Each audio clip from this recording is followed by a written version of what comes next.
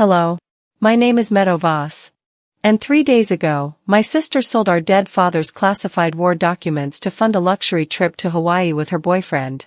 She didn't tell me. She didn't ask. She just took everything he left behind. And smiled for the camera while doing it.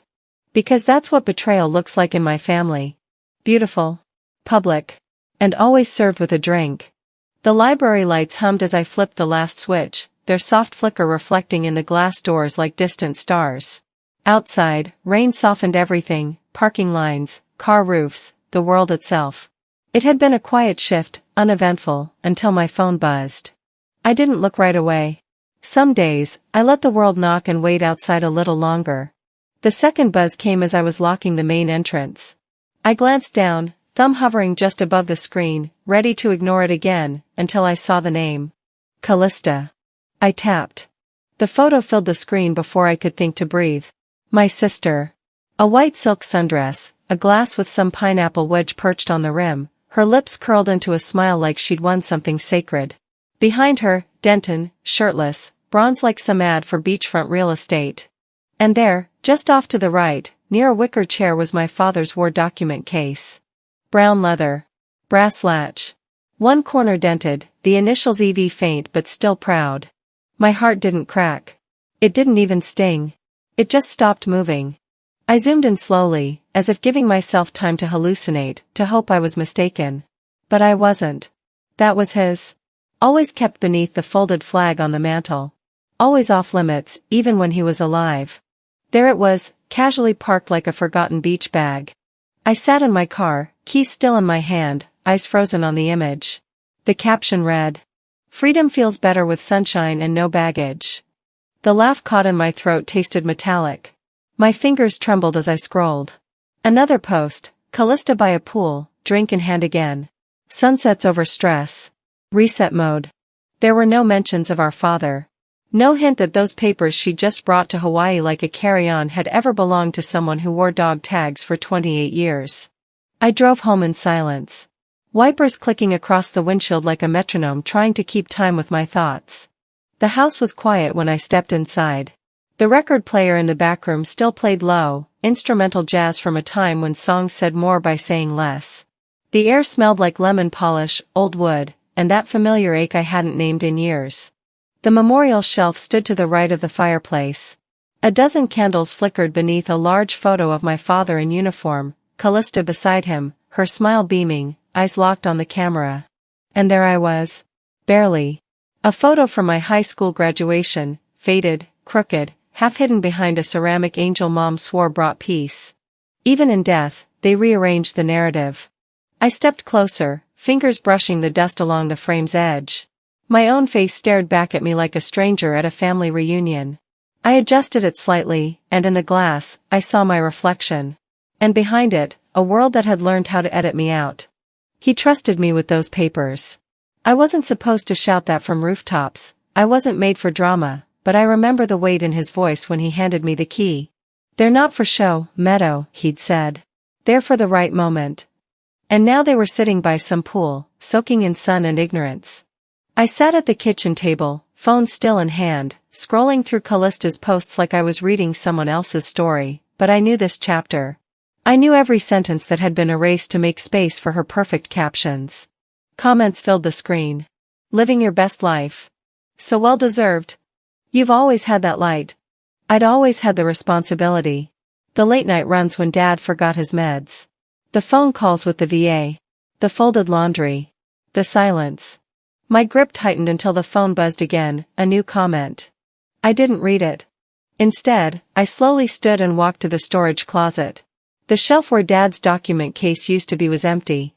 The folded flag sat alone now, tucked beside an unopened bottle of Jack Daniels and a note he once scribbled, "Don't let the wrong hands rewrite what I bled to protect." My knees went soft. I leaned against the wall, not crying, just absorbing. Lightning flashed outside. A low rumble followed, distant but approaching. In that moment, I understood something that sat just below rage. A kind of grief that had nothing to do with death, and everything to do with being slowly edited out of the story you helped carry. If she could sell our father's history for a ticket to paradise, what else had she already sold? I turned to face the shelf again, eyes on the empty space where the case should have been. And for just a second, the light caught his metal, casting a shimmer that danced across the wood. Like he was still watching. Still waiting. It wasn't the photo that broke me. It was what he'd written on the back. I sat at the kitchen table, the old leather case in front of me like an unopened wound. The sun hadn't yet cracked the horizon. Outside, the air still wore night. Inside, my coffee had gone cold, untouched. The quiet was thick. Then the phone buzzed. Unknown number. I stared at it like it might confess something before I even picked it up. Something whispered from deep inside me, "Answer." "Hello? Meadow?" His voice was rough, like gravel under boots, and southern in a way that made my father's name feel different in someone else's mouth. "This is Harland Riker. I served with your dad. He told me if those papers ever ended up where they shouldn't, I was to call you. Not your sister. You." I didn't speak. I couldn't. I pressed the receiver harder to my ear like I could fall into the voice. "He trusted you. Told me you'd know what to do." I exhaled slowly, the kind that comes after holding something in too long. "I have them," I said. "She sold them. But I got them back." He didn't ask how. He didn't ask why. Maybe because men like him already knew what family could do to someone when power got involved.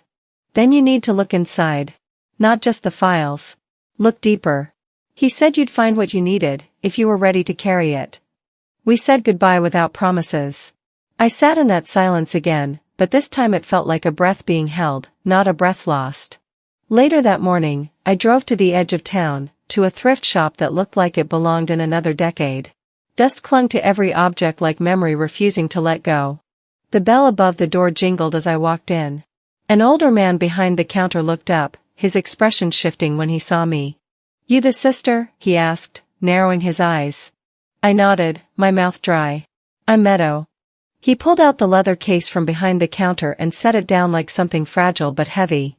"Your sister brought this in yesterday. Said it was just old military junk, but it felt off. Too clean. Too personal." I reached for it, fingertips brushing the strap first. My father's initials were still faintly etched into the corner. EV. The brass latch was cold against my skin. "She told them it was worthless," I murmured. "And they believed her. That was the point."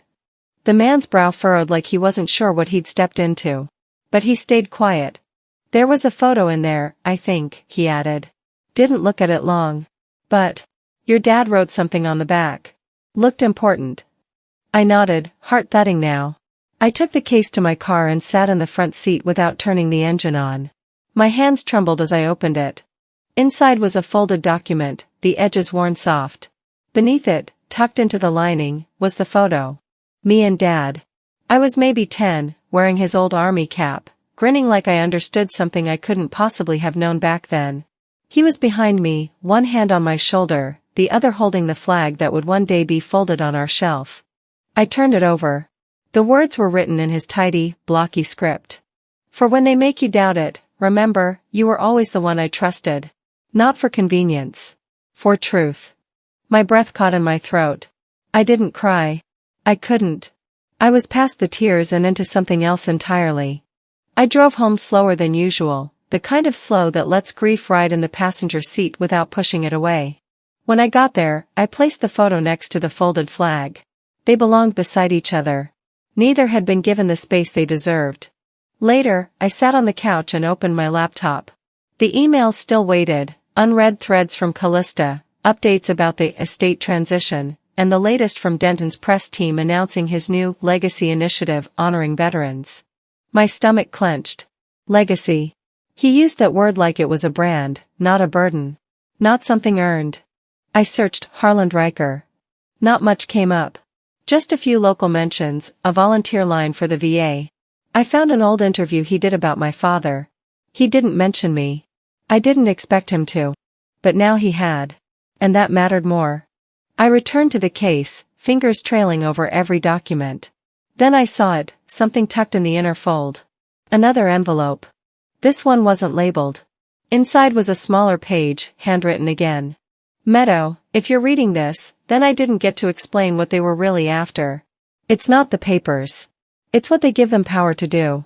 You'll find more when you're ready. But don't let them wear your silence like a gift. You don't owe them that. I closed my eyes. My father's voice wasn't just alive in these pages, it was preparing me for something bigger.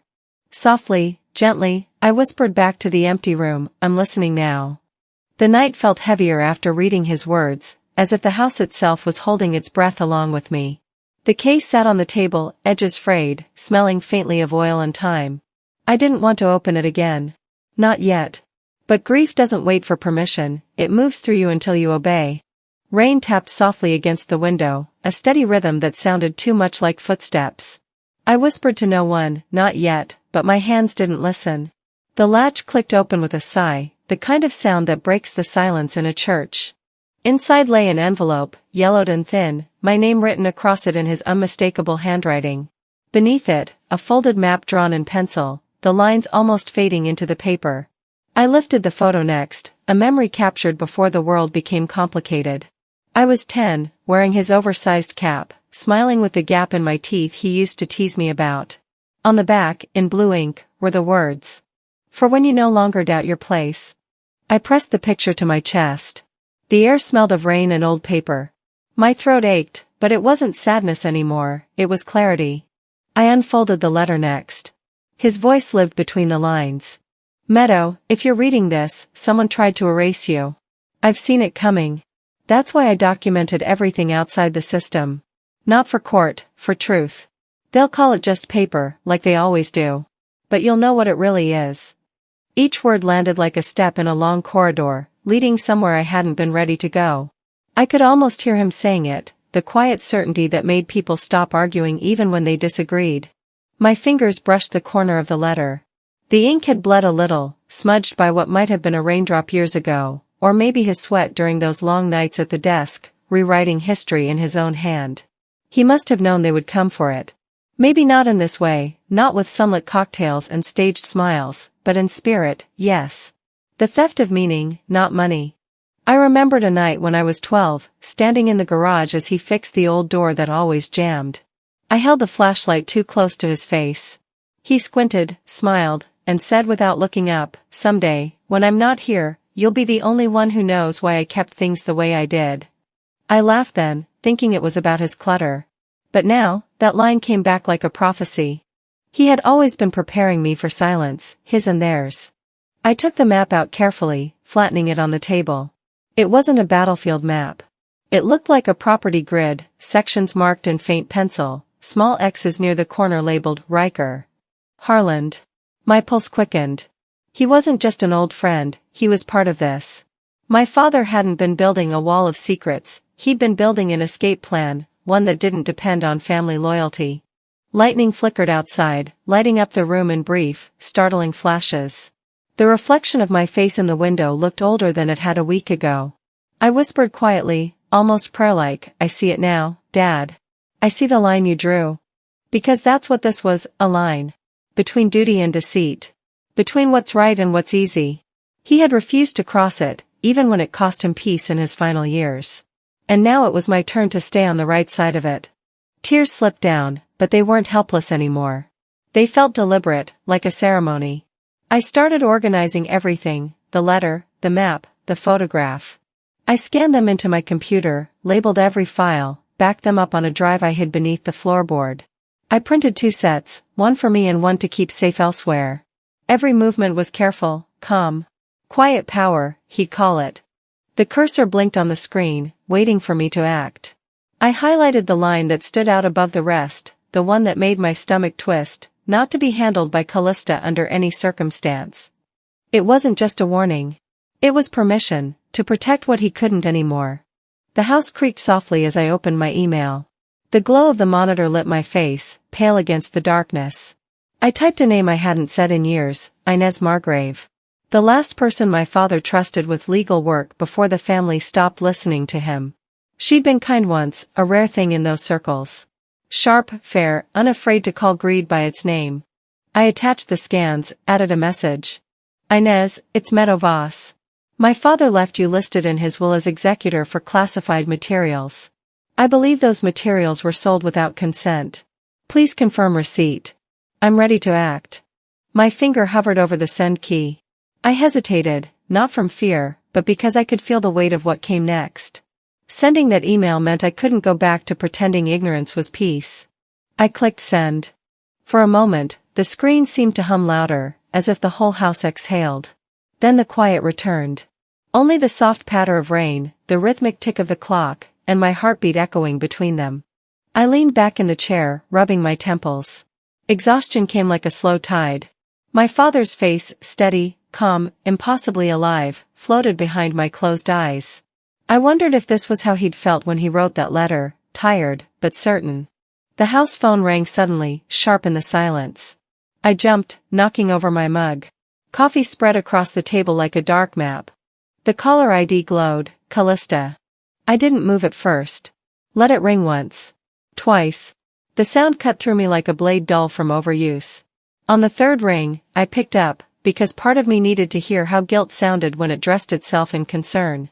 The voice came through the line smooth, syrupy, too polished for midnight. Hey, Callista said, stretching the word, soft and familiar, like she always did when she wanted to sound casual. I just wanted to check on you. I stared out the window. My reflection floated faintly against the dark, half-transparent, like a ghost hovering between two worlds. You don't usually call at midnight, I said. A pause. Then her laugh, light, artificial, carefully measured. I couldn't sleep, she said. Something's been on my mind. Of course it had. Guilt never rests easy. I figured, she continued. You've probably seen my posts. Don't make it a big thing, okay? Those files Dad had, they weren't worth much. I mean, you weren't using them, right? Her words landed with the dull thud of small stones dropped down a well. No echo. No remorse. My finger traced the edge of the old map spread across the table, the one Dad used to keep folded in his briefcase. The paper had gone soft with age, corners smoothed by years of touch. You didn't even ask, I said. My voice was flat, but my pulse drummed behind my ribs. She sighed, the sound sharp, impatient. Oh come on, Meadow. You're being dramatic. He's gone. You can't keep building shrines in your head. You've got to move on. Move on, I repeated, letting the words roll around in my mouth. You mean forget? Pretend he didn't trust me with something you couldn't understand. Her tone snapped like a wire pulled too tight. Oh please? You always think Dad favored you. It's exhausting. My hand clenched around the phone. He didn't favor me, I said quietly. He believed in doing what was right, even when it wasn't convenient, or profitable. She laughed again, brittle this time, her mask slipping. You think keeping those dusty papers is noble? You should try paying bills with principles. I swallowed the ache rising in my throat. So you sold them for a tan? Silence. Long enough for me to picture her jaw tightening, her pride crumbling around the edges. Then, her voice, brittle and defensive.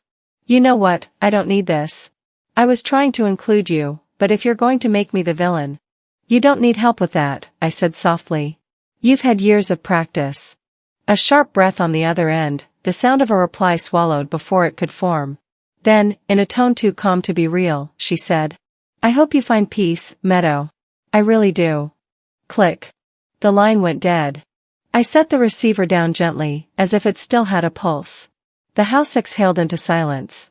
Only the hum of the refrigerator and the ticking of the wall clock kept time, steady and judgmental. The words looped in my head, he's gone. Move on.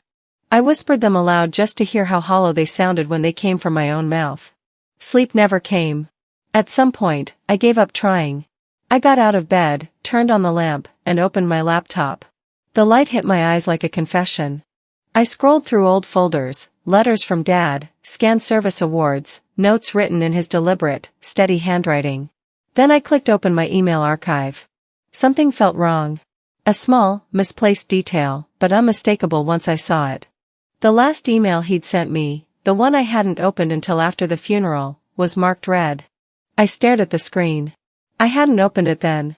My stomach twisted as I checked the timestamp. It showed that the message had been accessed 2 days after the funeral. When Callista was staying at my house. She'd asked for the Wi-Fi password that week. I remembered it now with perfect clarity, her sitting at the kitchen table, hair wrapped in a towel, sipping coffee from Dad's mug. She'd smiled, casual as ever. You're still using the same password? You've got to update that, sis. People can just walk right in. I hadn't realized she already had. My hand shook as I clicked through the email details. The IP address matched the guest login from that morning. She had opened my account. Maybe curiosity. Maybe greed. Either way, she hadn't just stolen documents. She'd stolen something more precise, time. The time I should have had to read my father's last words myself. The betrayal didn't hit like a blow. It came slow, creeping, cold. It spread down my spine like water finding the cracks in old stone. I printed the email, circled the access time, highlighted her IP address in yellow. Then I slipped the sheet into a new folder, labeling it evidence in bold black ink. Dad's voice echoed in my head, steady, certain, full of quiet conviction. Don't let them wear your silence like a gift. I looked at the clock. 2:11 a.m. The house was wrapped in stillness. I closed the laptop, walked to the kitchen, and poured a glass of water. The faucet hissed, then quieted. Outside, the world glowed silver. Rain misted the windows, glimmering under a low moon. Even the storm seemed gentle tonight, as if the sky had finally learned to grieve softly. I pressed my forehead against the cool glass and whispered. They always underestimate the quiet one. And there it was, the calm after the fire. Not peace exactly, but something steadier. The moment when rage burns itself out and leaves only purpose. Healing doesn't always announce itself with thunder. Sometimes it arrives on tiptoe, step by step, quiet as dawn. When the first light of morning touched the sky, my inbox chimed. A single new message. From Inez Margrave. Subject, can you meet this week? I stared at the name for a long moment before the corners of my mouth lifted. Maybe it was time. Maybe the truth had whispered long enough. The sun broke over the horizon, washing the rain-slicked streets in pale gold. I watched it climb slowly through the mist, its light catching on the edge of the red folder lying on my desk. Inside it, truth waited, patient, unwavering, already written. I reached out and ran my hand across the cover. It didn't feel like vengeance. It felt like clarity. The kind that comes after years of being told to move on when what you really needed was to move forward.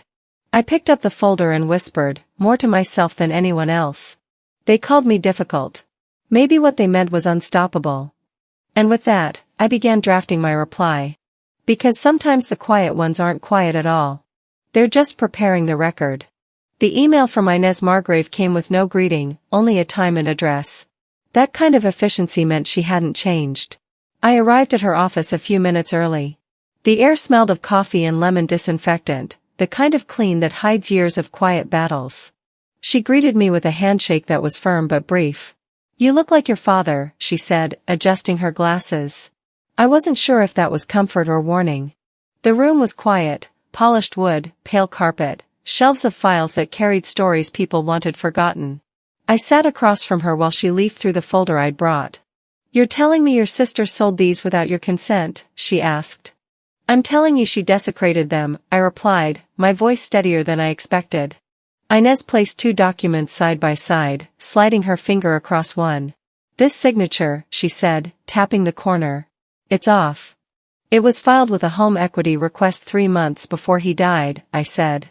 By then, he couldn't even hold a pen straight. Her expression didn't change, but the silence felt sharp. You have something here, she said finally. Don't let anyone rush you. This reeks of manipulation. Maybe even fraud. I nodded.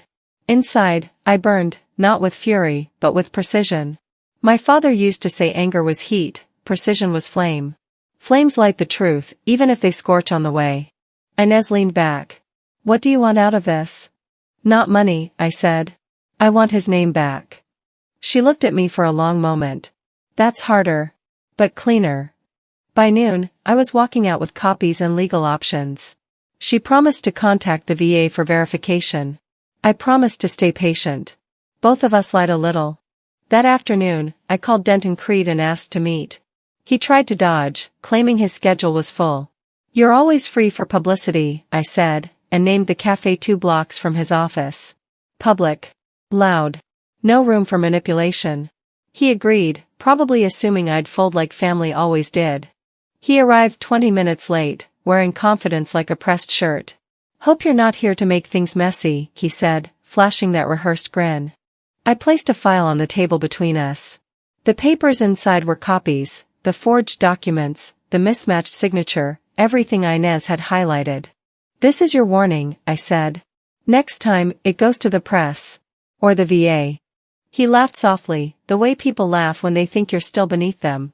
"You think anyone cares about dead men and scribbled maps?" I met his eyes. People care about lies when money's involved. And when legacy's at stake. His smile faltered, only for a second. "You've always been the sentimental one," he said. "Your sister told me you'd make this harder than it needs to be." "That's funny," I said. "She always told me you were smarter than you act." He straightened, that charm thinning like old paint. "You want a war?" "No," I said. "I want accountability." We sat there, silent, the cafe noise folding around us, clinking mugs, soft music, lives untouched by ours.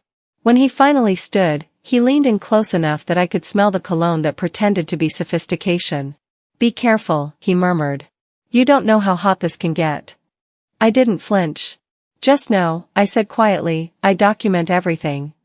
That night, back home, I laid out all the papers again, smoothing the creases with my palms. My hands brushed the corner of the map, the one that had a clean tear near the bottom. Someone had tried to rip it once, maybe out of anger, maybe fear. The tear stopped midline, like they couldn't finish the job. I photographed it, labeled it, added it to the evidence folder. The air in the room was thick with the smell of old paper and rain from an open window. My father's handwriting looked steady on the page, confident, unshaken. I traced the ink lightly with my finger. He'd once told me, "Truth is like fire, Meadow. You can't hide the smoke forever." I smiled faintly. "You were right," I whispered. The phone buzzed beside me. A new text. No name attached. Just words glowing in the dark, "Stay out of family business, or you'll regret it." I read it twice, then set the phone down beside the flag folded neatly on the shelf. The weight in my chest felt less like fear and more like resolve. I'd spent years being quiet, measured, polite. That had protected them, not me. I poured myself a glass of water and stood by the window. The streetlights flickered outside, painting long, trembling shadows across the floor. I remembered the last fight Dad and Callista had before he died. He'd shouted something I'd never heard from him before, rage stripped bare. "You'll burn what you don't understand," he'd said, and slammed the garage door. I hadn't understood it then. I did now. They were still burning him. Only this time, I had the extinguisher. The message on my phone stayed unread after that. I printed it instead, hole-punched it, and slipped it into the folder marked Evidence, Part 2. Before bed, I sat at the table again, staring at his folded flag. The fabric looked soft under the lamplight. "I know what to do," I said softly. "And I'll do it clean." The room felt warmer somehow. Maybe it was faith. Maybe it was fury disguised as peace. Healing doesn't always whisper.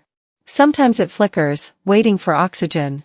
The night was so still that even the hum of the refrigerator felt intrusive, a mechanical heartbeat in an otherwise breathless house. I checked the locks again, not from fear, but instinct. Routine had become my armor. The folder of evidence sat neatly on the kitchen table, every page labeled, every photo in its place. Order was my form of control. I slid the folder into the fireproof safe beneath the stairwell and turned the latch until I heard the quiet click of finality. The phone lit up on the counter.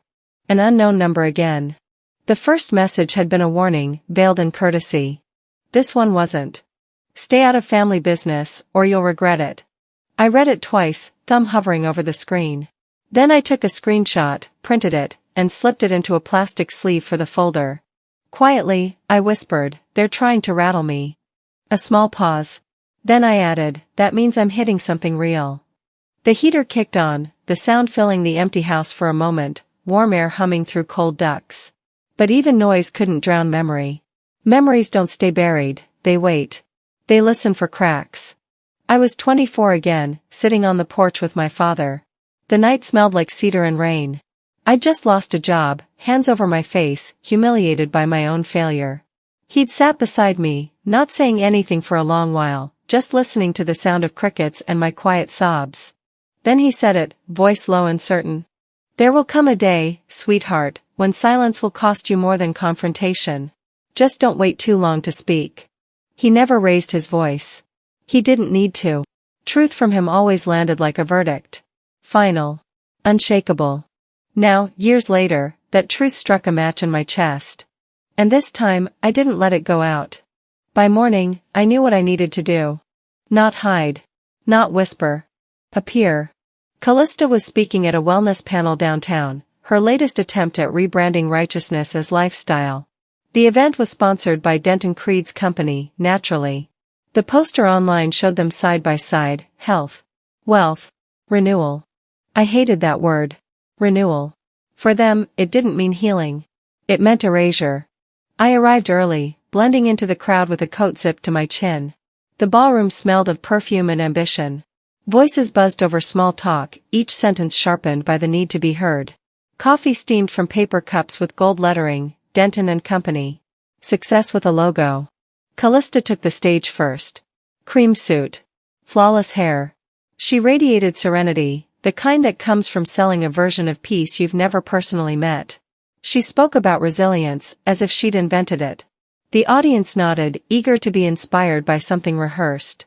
Then Denton stepped up for the Q&A, grinning under the spotlight like a man auditioning for sainthood. When a veteran in the crowd asked about corporate responsibility, Denton placed a hand over his chest. "We honor sacrifice by moving forward," he said smoothly, the phrase polished to meaninglessness. His gaze flicked to the back of the room, and caught mine. For a fraction of a second, his smile wavered. The perfect pitch of his voice faltered, the mask slipping just enough. I didn't flinch. I let him look. Then I turned, and I walked out. Outside, the night air was sharp and honest. Behind me, quick footsteps followed. "You want to embarrass Callista now?" Denton's voice came low, defensive.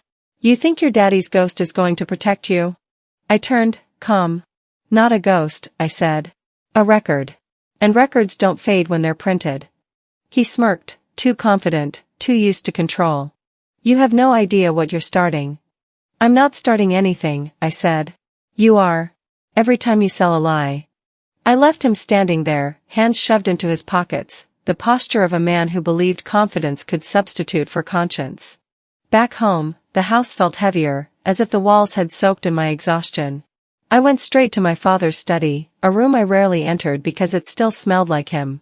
Tobacco. Old leather. Metal. The desk drawers creaked when I opened them. I was there to file my notes from the event, nothing more. But as I bent to slide the folder into place, I noticed a cardboard box on the floor. It had been moved. Barely, but enough. Inside were pieces of my father's life, photographs, a compass, a folded flag from his service days. And one thing that should have been there, but wasn't. His lighter. A brass Zippo. Engraved on the side. For courage, not comfort. My heart started to pound. I never took that lighter out of the house. I searched every drawer, every shelf. Nothing. Panic rose, but not wild panic, something colder. Precise. I sat at the desk and pulled up Denton Creed's company page on my laptop. The new banner photo loaded. Denton, grinning for the camera, sleeves rolled, jaw strong. Around his neck hung a small chain. Something gold. Familiar. I zoomed in until the pixels blurred. There. The engraving caught the light. For courage, not comfort. The chair creaked as I leaned back, one hand pressed against my chest. I couldn't breathe for a moment. "They didn't just take from the dead," I whispered. "They're wearing him like jewelry." I printed the photo, trimmed the edges, and added it to the red folder. My handwriting on the tab was sharp, deliberate. Theft of legacy. Anger felt too small for what I felt now. This wasn't heat, it was clarity. Cold, clean, surgical. I called Inez. She answered on the second ring, voice steady, professional. "They've crossed another line," I said. "Tell me," she replied simply. I explained, the lighter, the photo, the theft disguised as pride. She sighed, the kind of sigh that carries both fury and fatigue. "I've seen this before," she said. "We'll issue a cease and desist. It won't stop them, but it will mark the boundary." "Good," I said. My voice surprised me, calm, decisive. "If they want war, I'll show them I don't fight fair. I fight prepared." After the call, I stayed at the desk. The air felt thick, charged, as though the house itself was listening. I wrote a note to myself on a clean page. This is not about revenge. It's about reclamation. The pen didn't shake. Outside, the window pane rattled softly in the wind.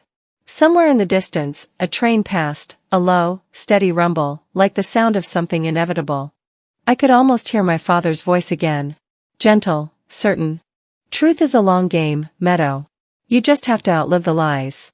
I closed the safe, turned off the lamp, and let the darkness fold around me. It didn't feel empty anymore. It felt earned. A silence with purpose. The kind of silence you choose.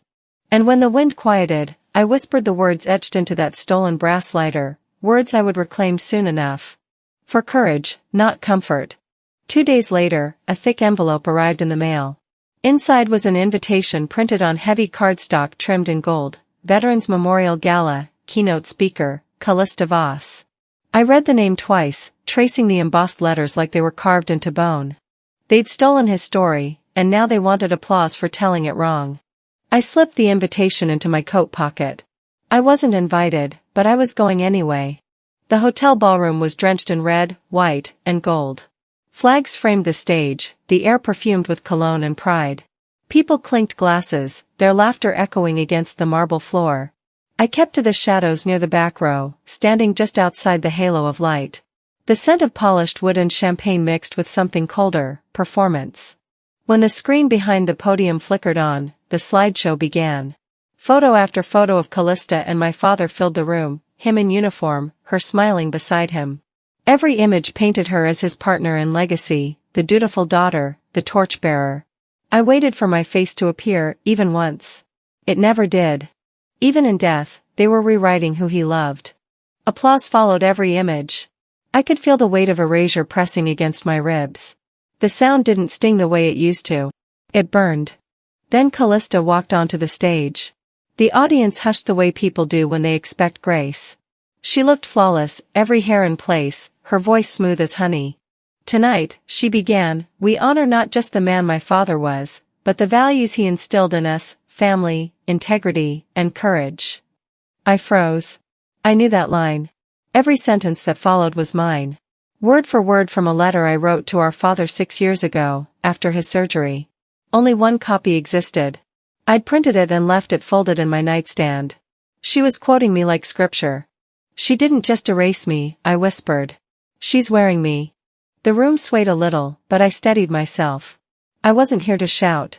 I was here to witness. Her voice filled the hall again, carrying my words like stolen perfume. My father taught me that truth isn't loud, it's consistent. I almost laughed at the irony. Truth wasn't loud because she'd muted it. Across the aisle, I spotted a familiar face, a journalist I'd contacted days earlier. She gave me a quick nod. Her camera rested on her lap, ready. Callista's voice softened as she reached her closing line, the same one I once wrote on the back of a photograph, for when you no longer doubt your place. People stood to clap. The applause was thunderous. Callista bowed her head humbly, basking in light that was never hers. I watched her soak it in, the glory built from other people's pain. For a second, I remembered a night a year before Dad died. Callista had stood in the garage, disgusted at the boxes he refused to throw away. These old things need to go, she'd said, waving her manicured hand. Burn them. Start over. I said nothing then. I thought she was just careless. Now I knew it had been a plan all along, erase the old, replace it with her version. When the applause grew louder, something in me went still. My breath slowed. My jaw unclenched. I wasn't powerless anymore, I was prepared. The journalist stood, camera in hand, waiting for my cue. I stepped out of the shadow and began walking down the aisle. The carpet muffled my steps, but I could feel the shift in the air. People turned, whispers following me like wind. I stopped halfway, close enough to see the faint surprise in Callista's eyes as she noticed me. Her smile faltered, just slightly. She gave that speech to people who've never heard the truth, I said softly, mostly to myself. Time they did. The journalist's flash cut through the dark, a sharp, bright soundless thunder. Callista blinked, her composure slipping for the first time. Meadow, she called, pretending warmth. I didn't see you there. I smiled. That's the problem, isn't it? You never do. The crowd murmured. Cameras shifted. A man at the front whispered to someone nearby. Callista's gaze darted toward Denton, sitting in the second row, his jaw tight. I turned to the audience. My sister's right about one thing, I said evenly. Truth isn't loud. It just waits long enough to outlive the lie. Callista opened her mouth, but no sound came out. The journalist's flash went off again, then again. Security started moving, but the damage was done. The applause that followed wasn't for her anymore, it was scattered, uneasy, fractured. I left before the speeches ended. Outside, the night air felt colder, cleaner. A banner above the hotel door fluttered in the wind, honor, family, courage. Words they'd emptied of meaning. I walked to my car, the sound of the crowd fading behind me. The city lights flickered like embers as I drove away, and for the first time in years, I didn't feel invisible. The next morning, my phone rang before sunrise. The headline had already spread, family dispute erupts over memorial speech, forged legacy? The world was finally listening. Softly, I whispered, you can't burn the truth. It just learns how to glow. Morning fog clung to the windows like breath on glass. I sat at the kitchen table, my father's mug warm between my hands. The headline glared from my laptop, forged legacy? Questions raised at Memorial Gala. Callista's face filled the screen, frozen mid-speech, lips curved in the same perfect smile she wore at every lie. The photo made her look noble, tragic even, our family's angel of restoration. Below it, the article read, Sister challenges accuracy of speech honoring late veteran Eli Voss. The phone rang. My cousin's number. I already knew why. Callista's furious, she said. She's calling a family meeting tonight. She wants to clear the air. Clear the air. A phrase that always meant bury the truth. I smiled without humor. I'll be there, I said. But this time, I'm not coming alone. By evening, the sky had turned the color of bruised steel. The Voss estate looked smaller than I remembered, as if arrogance had been keeping it inflated all these years. Inside, the air was thick with perfume and tension. Crystal glasses clinked, small talk cracked like thin ice. They were all there, uncles, aunts, cousins. And at the center, Callista, draped in black silk, standing beside Denton, whose eyes avoided mine. She started before I could sit. We need to address what happened, she said, her voice sweetened for the audience. What Meadow did at that gala was cruel. Dad would be ashamed. I laughed quietly. You're right. He would be ashamed of you. Gasps. A few heads turned away. Callista's smile stiffened. You've always resented me. This stunt proved it. You humiliated our family in front of veterans, donors, and friends. You humiliated him years ago when you sold his name for sponsorships. Denton spoke up, soft but venomous. Enough, Meadow. You don't understand business. I turned to him. And you don't understand legacy. The room fell silent. I reached into my bag and pulled out a small recorder.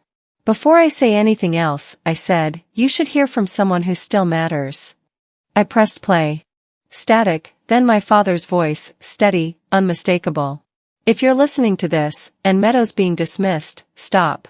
She's the only one who knows what I intended. I left the legacy with her. Not Callista. Never Callista. No one moved. The sound of his voice filled every corner. Callista's face drained of color. That recording, she stammered, it could be edited. It's authenticated, Inez said from the corner. I hadn't announced her presence. She stepped forward, calm, composed. And there's more. The side door opened, and Harland Riker entered, his cane tapping lightly against the marble floor. He held an envelope, yellowed at the edges. This is the original will, he said. I've kept it since the day Eli asked me to. He placed it on the table beside me. The paper crackled as he slid it forward. It names Meadow Voss as sole executor. Callista's breath hitched. That's impossible. I was the... No, Inez interrupted, her voice like steel wrapped in velvet. You were never listed. I've verified it with the county records. The document you filed was altered. Denton shifted in his chair, eyes darting to Callista. You told me. She glared at him, her mask cracking. Don't you dare. Don't I dare what? I said. Tell the truth? The room vibrated with unspoken words. Years of manipulation hung between us, thin but heavy, like smoke refusing to rise. I opened my folder and laid down the final piece, my father's handwriting across the top page, his neat, deliberate strokes spelling my name. I'm not keeping the estate, I said. It's being turned into a scholarship fund for veterans' children. But I will take back his name. I looked at her directly. From now on, anything with our father's name goes through me. The stillness that followed was deep, almost holy. Even the clock on the wall seemed to hold its breath. Callista's voice cracked first. You're unbelievable. No, I said quietly. I'm consistent. She grabbed her purse, the silk of her dress whispering against the chair. You've ruined everything, she said, pointing at me. You think this makes you righteous? You think anyone will remember you as anything but bitter? I smiled gently. Maybe not. But they'll remember the truth. She stormed out, Denton trailing behind her, his confidence finally gone. The door slammed so hard a few glasses rattled on the table. For a long moment, no one spoke. Then Harlan lifted a glass, his hand trembling but his voice steady. He'd be proud, he said softly. Not because you won. But because you finished what he started, with dignity. The words hit somewhere deep. I exhaled slowly, the tension leaving my body in waves. I looked down at the will, the ink faded but alive. My father had found a way to speak, even from the grave. After everyone left, I stayed in the parlor. The fire crackled low, its light dancing across the glass frames on the wall.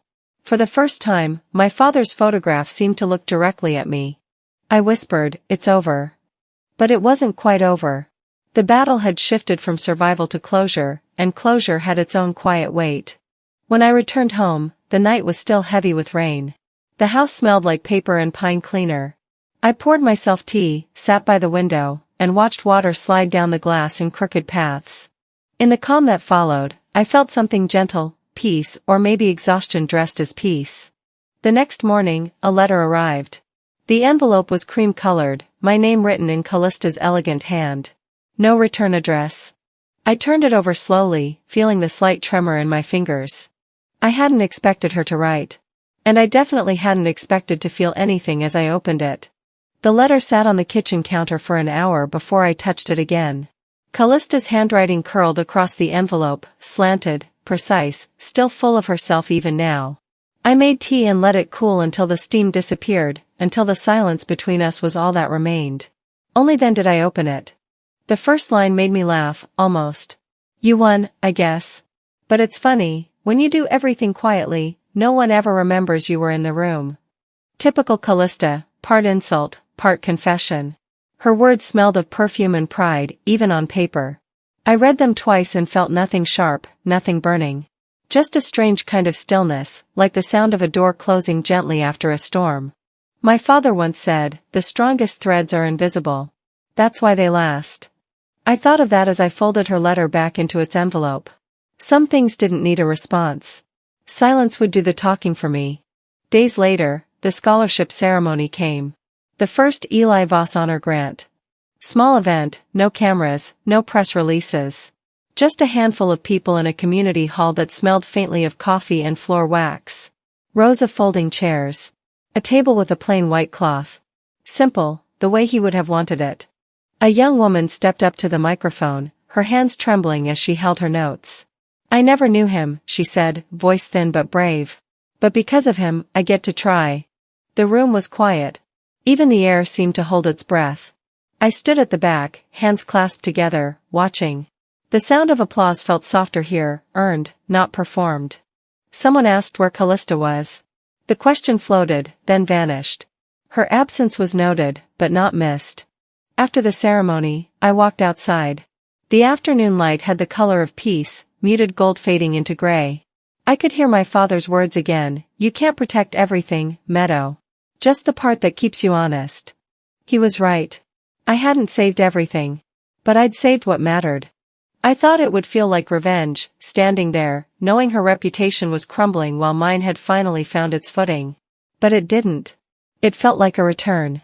Not to victory, but to balance. Not to power, but to peace. That evening, I visited the library downtown, the one where I used to volunteer before everything fell apart. The building smelled of old books and air conditioning, a blend of memory and comfort. I wandered to the back corner where the Veterans and Memorial Archives stood. There, inside a clear glass case, sat my father's restored documents. The same ones that had traveled through greed, deceit, and heat. Now, they rested under soft light, perfectly still. No spotlight, no speeches. Just truth, preserved quietly. I traced my fingers along the glass, whispering, "You made it home, Dad." In the display beside it was a small plaque, donated in honor of Eli Voss by his daughter, Meadow. For the first time, the name felt complete. Not borrowed. Not stolen. Mine to give. I reached into my coat pocket and pulled out the lighter, his lighter. I'd retrieved it weeks ago after Inez's letter confirmed the cease and desist had gone through. Denton had returned it through his lawyer, no note attached. Cowardice has its own handwriting. The brass gleamed faintly in the library light. I set it beside the plaque. A quiet offering. A full circle. Some stories aren't meant to be retold, I said softly. Just protected. I stood there a while longer, watching the light shift across the glass. People passed by, glancing briefly before moving on. No one lingered, and that was okay. The truth didn't need an audience, it only needed a place to stand. On my way out, I stopped by the front desk. The librarian, a woman in her 60s, looked up and smiled. "You're Meadow Voss, right? I saw your father's name on the new exhibit. Beautiful work." "Thank you," I said. "He'd be happy to know he's being remembered the right way." She nodded. "The quiet ones usually are." Outside, the sun had dipped below the horizon, leaving the sky streaked with purple and amber. I walked slowly to my car, each step unhurried. The air smelled like rain again, the kind that cleans rather than destroys. At home, I placed Callista's letter back on the counter. I didn't need to read it again. Some things belong to silence. I'd learned that the hard way. Healing doesn't arrive suddenly, it happens softly, step by step. As I turned off the lights, I glanced once more at the folded flag in its frame, the one that started all of this. I used to think it marked an ending. Now, I saw it differently. It was a beginning I hadn't known how to claim. I wasn't erased. I was hidden. Now, I'm the one who gets to decide who stays forgotten.